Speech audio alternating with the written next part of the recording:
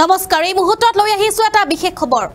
পুৱাই ভোট গ্ৰহণৰ মাজতে লাগিল কেনা এবাৰ ৰাজ্যত এটাৰ পিছত আন এটা ইভিএম হৈছে বিকল ৰাজ্যৰ বিভিন্ন প্ৰান্তত ইভিএম বিকলৰ খবৰ লাভ কৰা হৈছে পুৱাৰে পৰা যেটো আৰম্ভ হৈছে ভোটদান প্ৰক্ৰিয়া আৰু ইয়াৰ মাজতে এতিয়া একাংশ লোকে হাৰি পাতিছে কিয়নো ইভিএম হৈ পৰিছে বিকল সবিশেষ জনাবলৈ চেষ্টা কৰিম এই খবৰত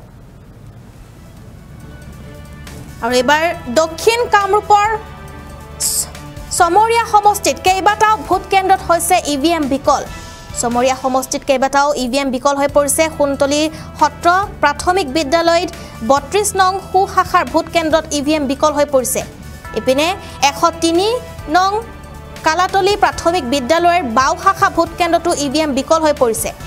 আৰু আনহাতে অচলপাৰা প্ৰাথমিক বিদ্যালয় ভোট কেন্দ্ৰটো ইভিএম বিকল হোৱাৰ খবৰ লাভ কৰা হৈছে পুৱাৰে পৰা ভোট দিবলৈ হাৰি পাতি আছে ভোটাৰ ৰাইজে আৰু তাৰ মাজতে এনে ধৰণৰ এতিয়া ইভিএম বিকল হৈ যোৱাৰ খবৰ লাভ কৰা হৈছে ইভিএম ঠিক কৰিবলৈ সম্পূৰ্ণ চেষ্টা অব্যাহত ৰাখিছে বিষয়াসকল আমি দৃশ্য আছে এই মুহূৰ্তত দৃশ্য দেখুৱাবলৈ চেষ্টা কৰিম দৰ্শকসকলক ইতিমধ্যে ৰাজ্যৰ বিভিন্ন প্ৰান্তত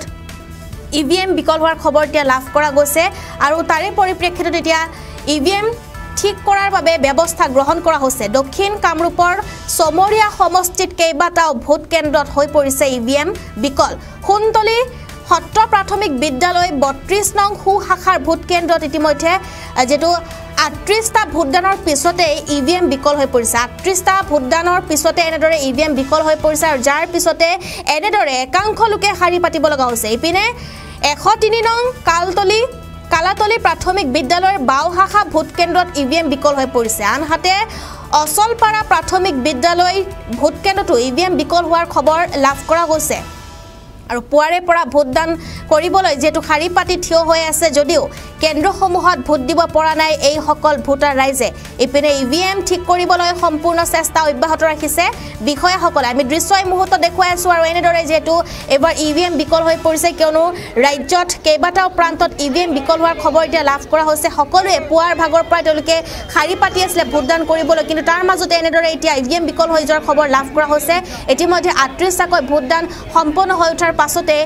ইভিএম বিকল হৈ পৰিছে আৰু যাৰ পিছতে এনেদৰে যি সকলে হাৰি পাতি আছে তেওঁলোকে পুনৰ যেটো হাৰি পাতিব লগা হৈছে কিয়নো তেওঁলোকে নিজৰ মূল্যবান ভোটদান কৰিবলৈ পোৱা নাই আৰু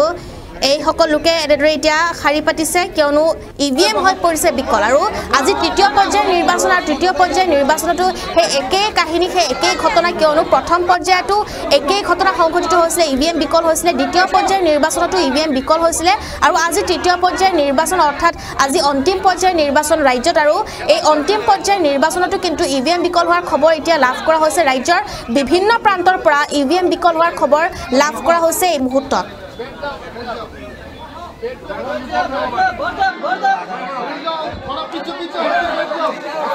হয় আমি ভোট দিব আহিছো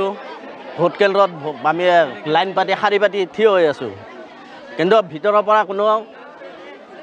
আমাৰ ভিতৰৰ পৰা কোনো ভোট লোৱা নাই এনেকুৱা কৈ আছে যে ভিতৰৰ পৰা মেচিনটো ইভিএম মেচিনটো বেয়া হৈ আছে আমি বিকল হৈছে বিকল হোৱাৰ কাৰণে আমি থিয় হৈ আছো এই বৰষুণ বতৰত আমি কেনেকৈ থিয় হৈ থাকিম আমাৰ এইটো ১০৩ নম্বৰ ৱাৰ্ড কালাতলি পথাৰ কালাতলি এলপি স্কুল